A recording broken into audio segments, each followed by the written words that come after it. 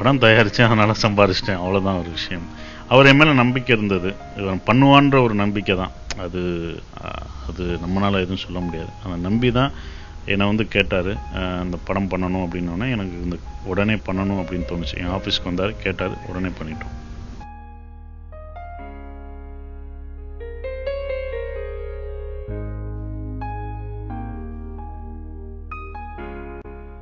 அதாவது கடைசி நான் வந்து இந்த படத்தில் கடைசியில் நான் டைலாகே பேசியிருக்க மாட்டேன். சைலண்டில் வந்து தான் நிறைய நம்ம எமோஷன் வந்து சைலண்டில் தான் வெளிப்படும். ஸோ பாலுமகேந்திர சார் சொல்லும்போது இதில் சசி ஒரு டைலாக் கிடையாது, எந்த இதுவும் வசனம் எதுவுமே பேச மாட்டேன்னு சொன்னார்.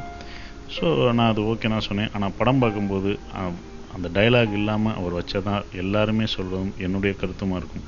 அதுதான் கரெக்டான ஒரு விஷயம். அதுதான் எமோஷனல் ஆகி நம்மலாம் கண்கலங்கி நிற்கிறது வந்து அவருடைய அந்த ஒரு விஷயத்துக்காக தான். ஸோ சைலண்ட் தான் வந்து நம்மளோட எமோஷனை சொல்லும். எமோஷனை சைலண்ட்டோட ரொம்ப அழகாக சொல்லவே முடியாது, ரொம்ப இதாகவும் எமோட்டும் பண்ண முடியாது. ஸோ அது அருமையாக இருந்தது.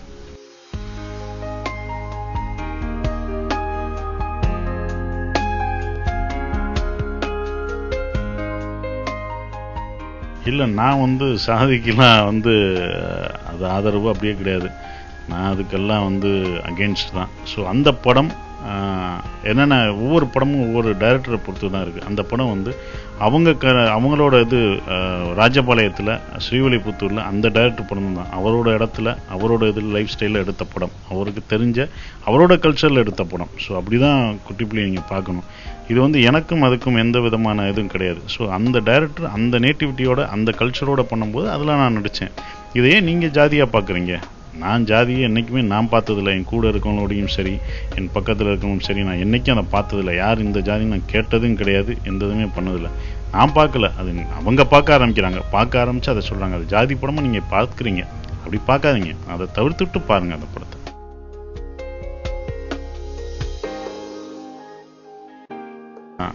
நைஸாக கேட்டெல்லாம் பார்த்துட்டேன். அவர் இனி அவர் படத்திலே திருப்பி நடிக்கிற மாதிரி அவர் ஐடியாவில் கிடையாது. விட்டுருப்பா, என்ன நான் வந்து டைரக்டர் என்னை விட்டுருன்னு சொல்லிட்டாரு. ஸோ அதனால் நான் அவர் தொந்தரவு பண்ண மாட்டேன்.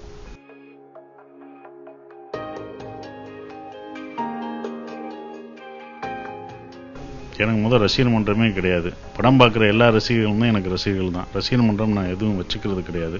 இந்த படத்தை எல்லாருக்குமான ஒரு விஷயம்தான். ஒரு நல்ல சினிமா வேணும்னு நினைக்கிறவங்க போய் பாருங்கள், அப்படி தான் நான் சொன்னேன் ஆரம்பத்திலே. அதை தான் இப்பயும் சொல்கிறேன். நல்ல சினிமா வேணும் அப்படின்னு கேட்குறவங்க தேடி போய் இந்த படத்தை பாருங்கள். ஸோ இதை மக்கள் அக்செப்ட் பண்ணிட்டாங்க. இன்னும் தேட்டரில் ஓடிட்டுருக்குல்ல, அப்போ அக்செப்ட் பண்ணிட்டாங்கன்னு அர்த்தம். ஸோ நமக்கு என்னை பொறுத்த வரைக்கும் இந்த தலைமுறை வந்து ஒரு பதிவு. நான் வந்து என்னை வளர்த்த, என்னை இந்த இவ்வளோ ஆளாக்கி இந்த சினிமாவுக்கு நான் எதாவது பண்ணணும்னு நினச்சேன். அதுதான் இந்த தலைமுறை. நான் தலைவணங்கி பண்ணுற ஒரு படம் தான் இந்த தலைமுறை. அது எனக்கு பாலுமகேந்திர சார் இப்படி ஒரு படம் கொடுத்தது வந்து எனக்கு சந்தோஷமாக இருக்குது.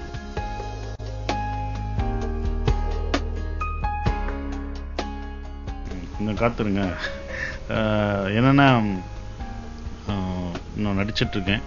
ஸோ டைரக்ஷன் பண்ணும்போது எனக்கு அதிக நாட்கள் தேவைப்படுது. அது ஒரு வருஷம் ஆகும். அதாவது ப்ரீ ப்ரொடக்ஷனுக்கே எனக்கு தேவைப்படுது. ஸோ இப்போ நடிச்சிட்ருக்கேன். ஸோ அடுத்த வருடம் எண்டில் நான் வந்து டைரக்ட் பண்ணுவேன்.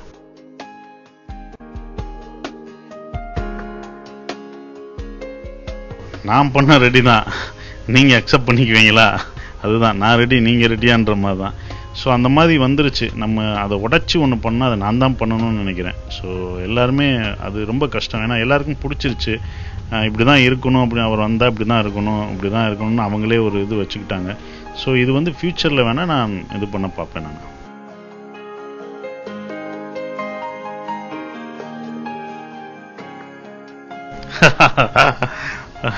அது செட் ஆயிடுச்சு கதை அப்படின்னும்போது.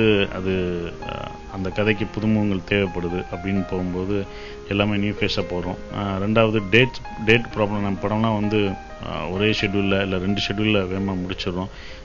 அவங்கன்னா பெரிய ஹீரோயின்ஸ் அப்படின்னு போகும்போது நிறையா அவங்க டேட்டுக்கு ஒர்க் பண்ணுற மாதிரி இருக்கும். பட் மேக்ஸிமம் பார்த்தோன்னா கதை வரும்போதே அந்த கதைக்கு வந்து இப்படி ஒரு ஹீரோயின் வேணும் அப்படின்ற ஒரு விஷயம் வந்துடுது. அப்போ புதுமுகமாக இருந்தால் தான் நல்லாயிருக்கும் டைரக்டர் ஃபீல் பண்ணும்போது அப்படியே பண்ணிடுறோம்.